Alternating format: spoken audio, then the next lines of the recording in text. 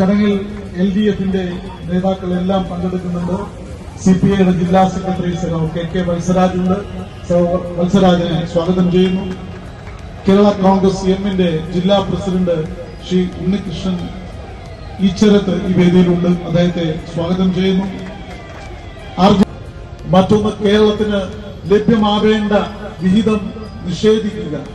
ഇതായിരുന്നു അവരുടെ. കേരളം എന്ന് കേട്ടാൽ തിളയ്ക്കാൻ ചോരയില്ലാത്തവരായി ഇവിടത്തെ പ്രതിപക്ഷവും BJP അനുകൂല മാധ്യമങ്ങളും മാറി എന്നുള്ളതാണ് യാഥാർത്ഥ്യം. ഈ മാസം 30-ാം തീയതി പുലർച്ചെ 1-1:30 മണി 3 മണിക്കിടയ്ക്കാണ് ഈ ദുരന്തം ഉണ്ടാകുന്നത്. മേപ്പാടി പഞ്ചായത്ത് എന്ന് പറഞ്ഞാൽ വലിയ തോട്ടം മേഖലയാണ്, പ്ലാന്റേഷൻ. വളരെയേറെ തോട്ടം തൊഴിലാളികൾ കുറിയെടുക്കുന്ന ഒരു മേഖലയാണ്. ഇതിനു മുൻപും നമുക്കറിയാം, ആ പഞ്ചായത്തിന്റെ മറ്റൊരു പ്രദേശത്താണ് വലിയ ഉരുൾപൊട്ടൽ. അതിന്റെ താഴെ, ചെറിയപ്പുഴയുടെ താഴെ വരുന്ന ഭാഗത്ത് നിലമ്പൂർ മേഖലയാണ്. അവിടെയും പുത്തുമല, അവിടെ വലിയ ഉരുൾപൊട്ടലുണ്ടായി.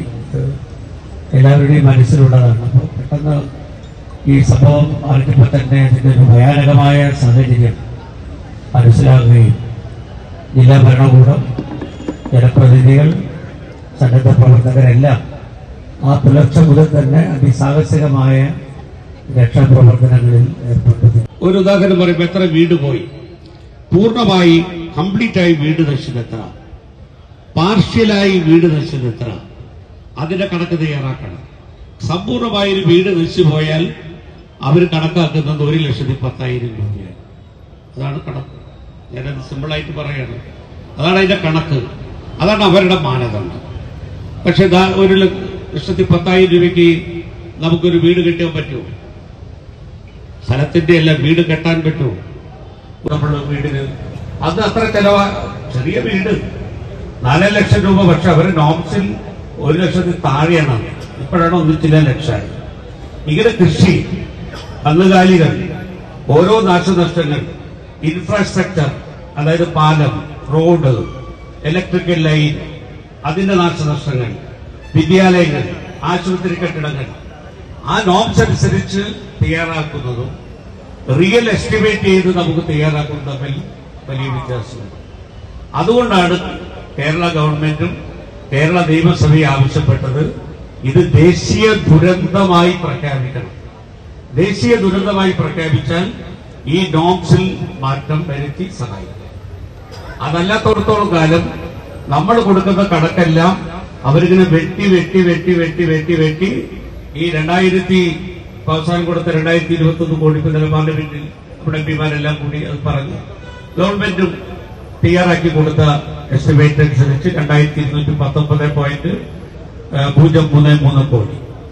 അപ്പൊ ഈ ഒരു വ്യത്യാസം ഉള്ളത് കൊണ്ടാണ് ഇത് ശരിയായ റിഹാബിലിറ്റേഷൻ. ഞങ്ങളിതാ റെസ്ക്യൂ പ്രവർത്തനം ഇതെല്ലാം ചെയ്തു കഴിഞ്ഞു. ഞങ്ങളിതാ റിലീഫ് വീടുകളിൽ എല്ലാവർക്കും സഹായം എത്തിച്ചു. മരിച്ച കുടുംബങ്ങൾക്കൊക്കെ ആശ്രിതർക്ക് സഹായം 8 ലക്ഷം രൂപ എത്തിച്ചു. അവിടെ വല്ലാതെ ശാരീരിക അവശത വന്നവർക്കെല്ലാം അതിനുള്ള പദ്ധതി തയ്യാറാക്കി. ഒരു പെൻഷൻ സ്കീം പോലുള്ള പദ്ധതി തയ്യാറാക്കി. എല്ലാവർക്കും ഭക്ഷ്യധാന്യങ്ങളും മരുന്നും അത് ഉറപ്പുവരുത്തി.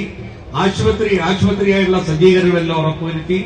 കുട്ടികളുടെ കാര്യങ്ങളുമായി ബന്ധപ്പെട്ട ഒട്ടേറെ കാര്യങ്ങൾ, കൌൺസിലിംഗ് ഉൾപ്പെടെ കുഞ്ഞുങ്ങളുടെ ഒരുപാട് കാര്യങ്ങൾ, അത് ഗവൺമെന്റ് ആ റിലീഫിന്റെ ഭാഗമായി ചെയ്യാവുന്നതെല്ലാം ചെയ്യാൻ പണം ഗവൺമെന്റിന്റെ. അപ്പൊ അന്ന് മുതൽ ഈ ദീപത്തിന്റെ അടിസ്ഥാനത്തിലാണ് ദുരന്ത നിവാരണ പ്രവർത്തനം. അതിന്റെ ഭാഗമായിട്ടാണ് NDRFും ഈ കേന്ദ്ര സേനയൊക്കെ വരുന്നത്.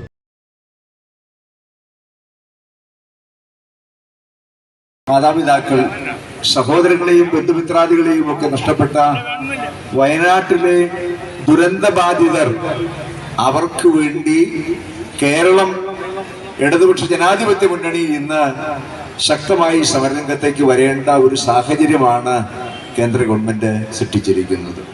കത്തിധ്വാനം ചെയ്ത് നേടിയെടുത്ത വസ്തുവകകൾ മുഴുവൻ നഷ്ടപ്പെട്ടു പോയ മനുഷ്യരെ സഹായിക്കുന്ന കാര്യത്തിൽ പോലും കേന്ദ്ര ഗവൺമെന്റ് വിവേചനം കാണിക്കുന്നു. കേരളത്തോട് വേണ്ടത്ര സഹായങ്ങൾ അനുവദിക്കുവാൻ ഇന്ന് വരെ ആയിട്ടും 4 മാസമായിട്ടും കഴിഞ്ഞില്ല ക്രൂരമായ അവഗണന തുടരുന്നു എന്ന് പറയുമ്പോൾ രാജ്യം ഭരിക്കുന്ന BJP ഗവൺമെന്റിന്റെ മോദി സർക്കാരിന്റെ മനസാക്ഷിയെയാണ് ഇന്ത്യയിലെ ജനങ്ങൾ, കേരളത്തിലെ ജനങ്ങൾ ഇവിടെ ചോദ്യം ചെയ്യുന്നത്.